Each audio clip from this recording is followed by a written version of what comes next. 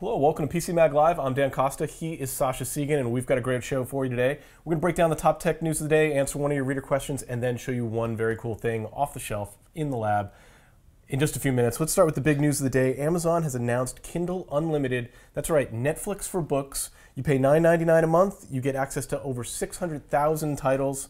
That sounds amazing to me as a voracious reader. I think that's fantastic. The question is, do they have the titles that you want? Right. The question is which 600,000 titles, because we've reviewed a lot of ebook stores, and when you get beyond Amazon and Nook, when you get into like the Kobo store, you start seeing like Kobo says like, oh, we have 1.5 million books, and it's all these versions of old books that are out of copyright. And the question is really, is Amazon going to have the books you want to read, or is this people who, you know, want to binge read Victorian romance novels from the 1840s? I mean, looking at their initial startup page, you see a lot of familiar titles, but I don't think you see anything from Hachette, for example, because I don't think Hachette's going to be on board with this. And I can't see how this doesn't lower the cost of books for people. I know people that have 5 different users on their Kindle account. If you have an unlimited access account and you've got 5 people accessing it, that's got to translate into fewer book sales. Well, so, and if you want to talk about Amazon's larger strategy, Amazon, of course, has been trying to twist the publisher's arms for months, if not years now, to try to get them to lower ebook prices. So if this is, you know, I don't know how this fits into that larger strategy, but once again, if this leads to a pressure towards lower ebook prices, it plays into Amazon's hands. Speaking of buying things, Facebook and Twitter are both testing byit buttons that are integrated into their services. You're going to be able to buy things directly from a Facebook post. This doesn't surprise me. It seems like this was kind of inevitable. Well, this is, frankly, the future that we all thought we would have 30 years ago. In the late 1970s, there was an experiment in interactive TV where on TV shows, like people were given a keyboard, and on TV shows, they could click if they wanted to buy the clothes that the person on the TV show was wearing, whatever. The original Home Shopping Network. Yeah, so this is something that has been in the works, like, longer, possibly longer than I have been alive. So finding it finally happening is you know, expected. At the moment, Facebook is not, I mean, they're just testing it. It hasn't rolled out to users. You may not see it on the site. They're just testing it, and at the moment, Facebook isn't actually taking a cut, but it wouldn't surprise me if they do eventually take a cut. Oh, yeah. The same way Apple, whenever you buy anything in their ecosystem, takes 30%. Everything will be a store. The store will always take a cut. This is the new revenue model for portals in general.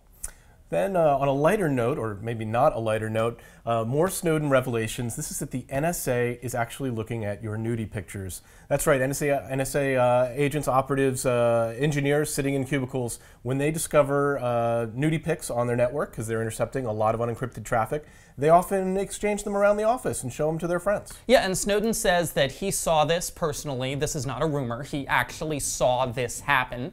The NSA, this, you know, the latest Snowden revelation in The Guardian, they asked the NSA. The NSA said, well, of course, we will punish anyone who we find doing this, but they didn't deny it's happening. So the lesson to take from this, because no electronic communication is safe from the NSA as far as we know, just in general, don't put naked pictures of yourself on the internet, please. Really, words to live by. Words to live by. There's no safe way to do it. Let's move on to a reader question. This question comes in via Twitter from Anan. How do you pronounce that? Anian. Anian. What do you think of the rumors of Windows Phone supporting Android apps? Yeah, this is a rumor that's been going around at least since February, that Microsoft wants to juice up the Windows Store and Windows Phone Store by including Android apps through an emulator that's out there called BlueStacks. But the thing is, the native Android UI and the Windows/Windows Phone UI are very, very different. And the apps wouldn't mesh with the platform very well. So I see this as an initiative that would probably take place for enterprise or line of business apps, where Microsoft is trying to get into enterprises that maybe have a custom Android app and they don't want to have to reprogram it, but it's not a broad consumer thing. You're not going to see a flood of Android apps coming into the Windows Store. Yeah, it's way too kludgy for the average consumer. But some vertical apps, I could see that happening. Let's move on to one cool thing. We test thousands of products here in a lab in New York City. Every day we take one thing off the shelf and show it to you live. Today it looks like we took the whole shelf. This is the Panasonic Tough K4K Performance. It's a ruggedized tablet. That's right, it's huge, looks like a monitor, but it's actually a fully functional PC running Windows 8. It is not cheap. It is $7,000. But it's ruggedized. It's great for vertical applications. You could see a bunch of engineers sitting around a table and working on blueprints on this. Yeah, I mean, this is a special tablet for special people, for special uses.